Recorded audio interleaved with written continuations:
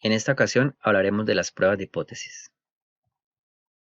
El contenido de esta presentación es intervalos de confianza, tipos de error en la inferencia estadística, 5 pasos para realizar una prueba de hipótesis, pruebas de hipótesis en muestras grandes, pruebas de hipótesis en muestras pequeñas, pruebas de hipótesis para proporciones y pruebas de hipótesis para diferencia de medias.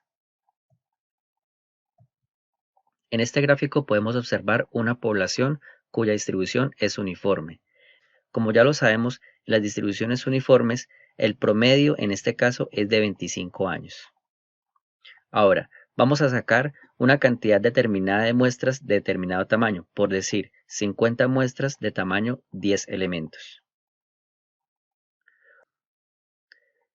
Obtenemos una serie de medias en las cuales no necesariamente coinciden exactamente con el valor poblacional, pero sí se acercan a ella. Ahora, si empezamos a determinar cuáles son las muestras que más se salen de ese intervalo, podemos tener una confianza o una esperanza matemática de encontrar el valor poblacional en ese intervalo.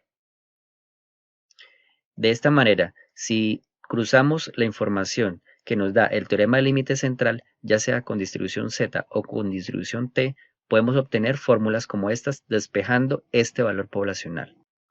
Podemos obtener un valor mínimo del intervalo de confianza y un valor máximo. También para distribución T, un valor mínimo y un valor máximo. Y esto se determina con la confianza matemática que está dada por el estadístico Z o por el estadístico T. De esta manera, si construimos el intervalo de confianza al 95%, quiere decir que el 95% de las veces o el 95% de las medias está entre esos valores de intervalo dados. Entonces, como podemos observar en este gráfico, estas dos líneas corresponden a un intervalo de confianza del 95%, o sea, querría decir que el 95% de las medias se encuentran en ese intervalo. De igual manera, podemos hacer el cálculo con 60%. Como podemos observar, el intervalo se estrecha un poco más y quiere decir que apenas el 60% de las medias están contenidas en ese intervalo. De este modo, si lo comprobamos y contamos, se contaron 31 medias dentro del intervalo de confianza, que quiere decir que es muy cerca al 60% de las 50 medias. Si hacemos un histograma de las 50 medias, esto nos da el teorema del límite central una sospecha de que el valor central es muy cercano a 25. Y lo que significa ese intervalo de confianza es esta área del 95% o esta área del 60%. Ahora, en la inferencia estadística nos podemos encontrar con dos tipos de errores. Vamos a suponer que es el error de saber si una persona es culpable o inocente de un delito. En este caso, esta tabla se llama matriz de confusión, pero básicamente es una tabla que nos está comparando lo que realmente está sucediendo con la conclusión emitida por un juez. Si nosotros sabemos que esa persona realmente robó y realmente la decisión del juez es que es culpable, hemos tomado la decisión correcta. Pero si por el contrario no ha sucedido absolutamente nada y realmente no hay evidencia de que la persona haya robado, entonces también estamos en la decisión correcta. Pero hay dos tipos de errores.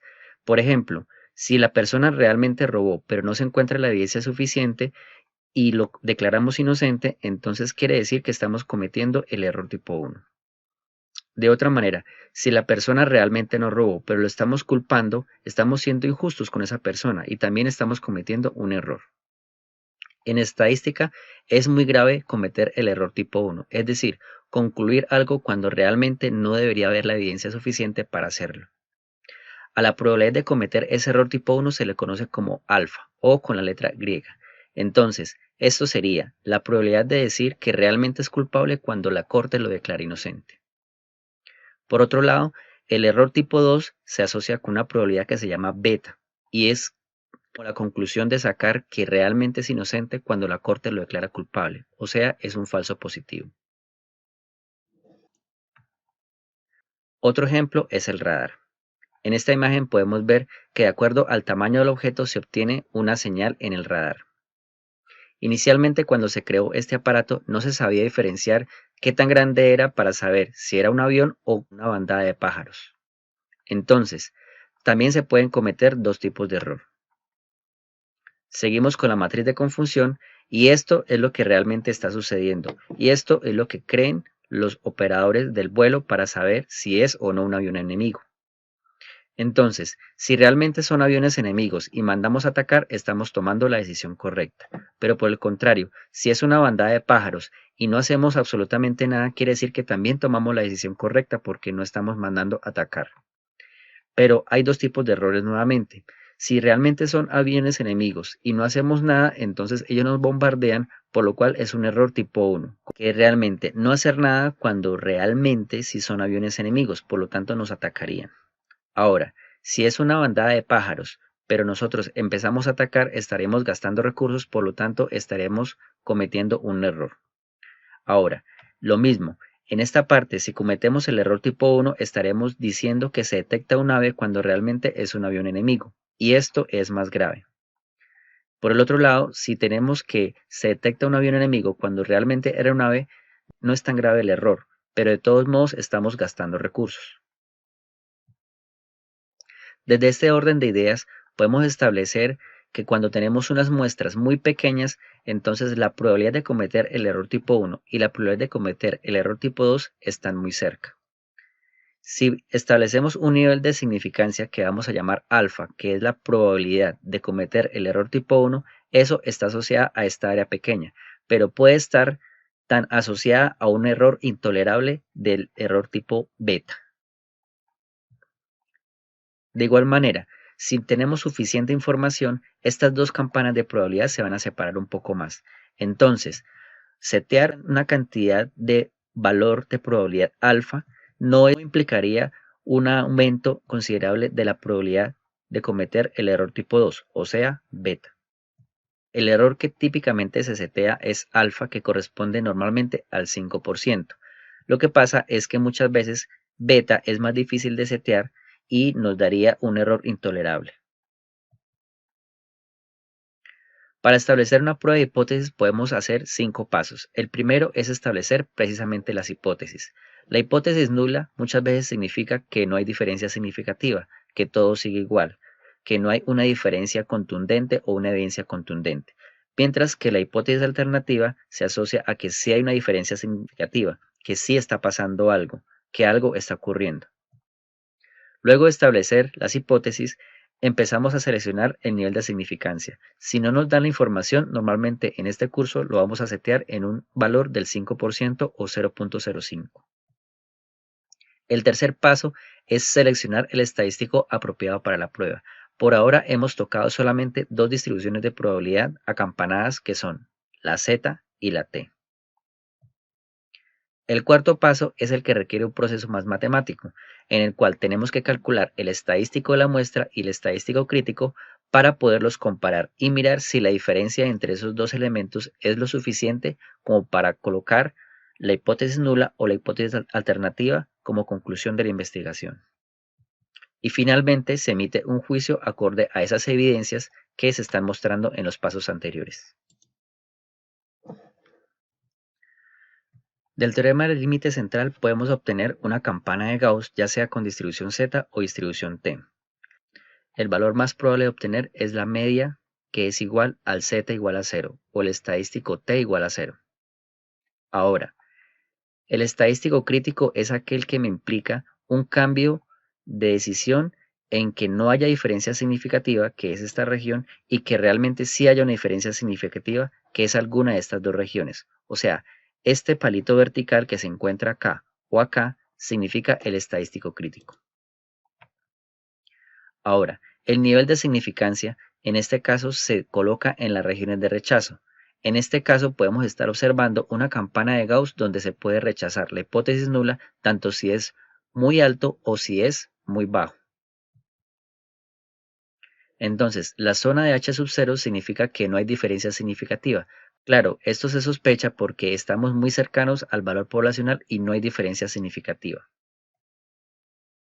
Por lo tanto, si el valor encontrado en la muestra da indicios de que es o muy bajita o muy alta esa media de la muestra, es muy poco probable que se deba al error del azar y simplemente significaría que es indicio de que realmente es diferente, ya sea que esté por debajo o ya sea que esté por encima.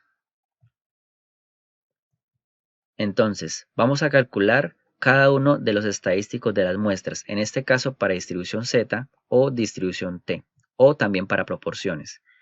Y si esa muestra cae en alguna de estas dos zonas, significa que estamos en zona de rechazo de H sub 0, o sea que acogemos la hipótesis alternativa.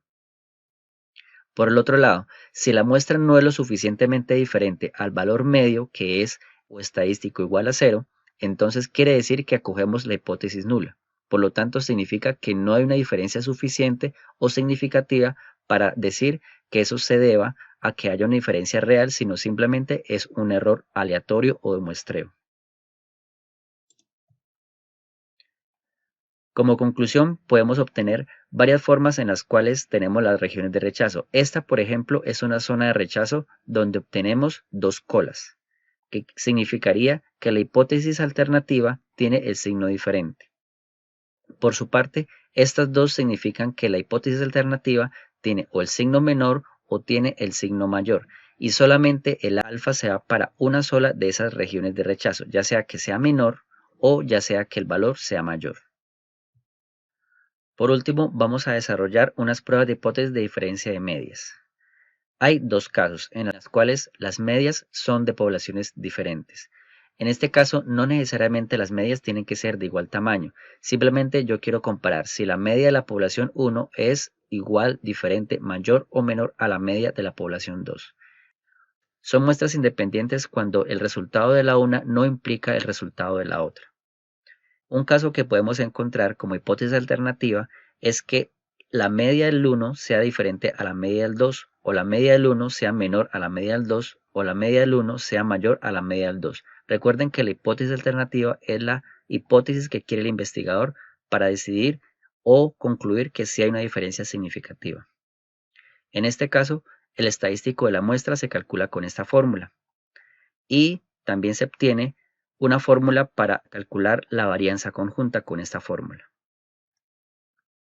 El otro caso es cuando las medias están pareadas o están relacionadas o son dependientes.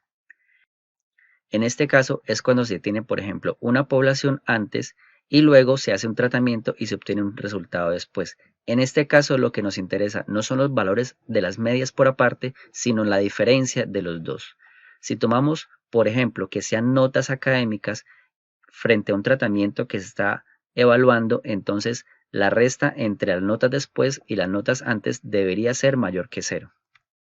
Entonces, para este caso, lo que vamos a desarrollar es que la hipótesis alternativa puede ser que las diferencias sean iguales a 0, o sean menores a 0, o sean mayores a 0. En este caso, si tratamos, por ejemplo, con notas académicas, yo esperaría que un tratamiento sea efectivo, por lo tanto, yo esperaría que la diferencia fuera mayor que 0. O sea, esto implicaría que las notas después fueron mejores que las notas antes del tratamiento. Finalmente, se utilizan las siguientes fórmulas: el promedio de las diferencias y la desviación estándar de esas diferencias. Muchísimas gracias.